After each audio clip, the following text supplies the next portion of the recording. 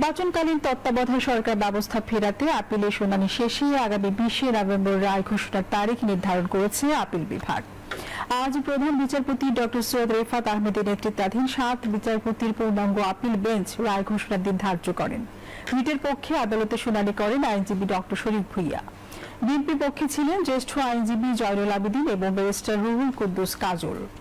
জামাত ইসলামীর পক্ষে শুনানি করেন অ্যাডভোকেট মোহাম্মদ শিশির মনির। রাষ্ট্রপক্ষে শুনানি করেন অ্যাটর্নি জেনারেল মোহাম্মদ আসাদুজ্জামান ও অতিরিক্ত অ্যাটর্নি জেনারেল ব্যারিস্টার অনিক আর হক।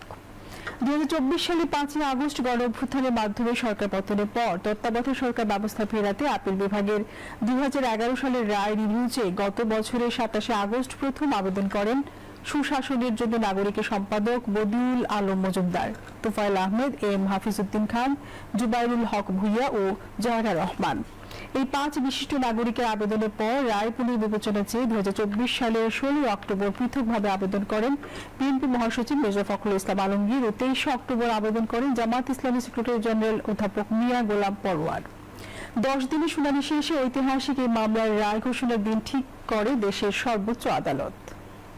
যে এই পিটিশনের উপরে যে হিয়ারিং হয়েছে অ্যাকর্ডিংলি তারা যথাযথভাবে শুনেছেন এবং আগামী 20 নভেম্বর জাজমেন্টের দিন ধার্য করেছেন।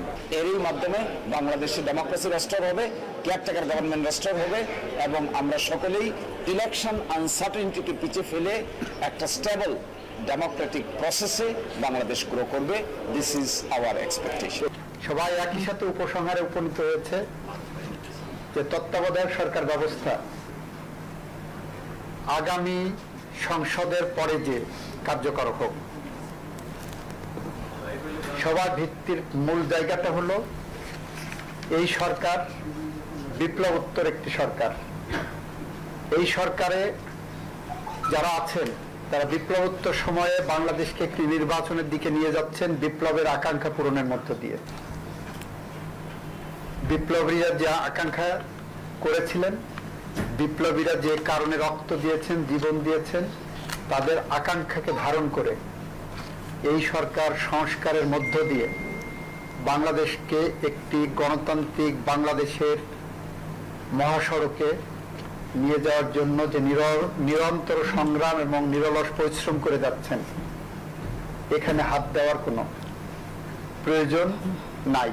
সুতরাং এই সরকারকে কন্টিনিউ করে সামনে নির্বাচন করার পর তত্ত্বাবধায়ক সরকারটা ব্যবস্থাটা আগামী নির্বাচনের পরে কার্যকর করা হোক বলে সবাই কম বেশি এই